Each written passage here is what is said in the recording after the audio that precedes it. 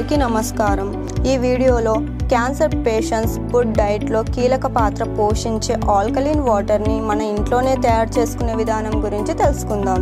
ముందుగా ఒక పైనాపిల్ పండుని తీసుకొని చిన్న చిన్న ముక్కలుగా కట్ చేసుకోవాలి। తర్వాత గుప్పెడు పుదీనా ఆకులను తీసుకొని శుభ్రంగా కడుక్కోవాలి। ఇప్పుడు ఈ పైనాపిల్ ముక్కలను అలాగే పుదీనా ఆకులను 1 లీటర్ మంచినీళ్ళల్లో దాదాపుగా 8 గంటల పాటు నానబెట్టాలి। ఈ 8 గంటల తర్వాత ఈ నీళ్లను సేవించాలి।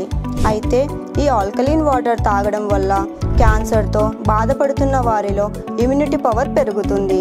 అంతేకాకుండా ఈ ఆల్కలీన్ వాటర్ క్యాన్సర్ కణాలను తొలగించడంలో సహాయపడుతుంది।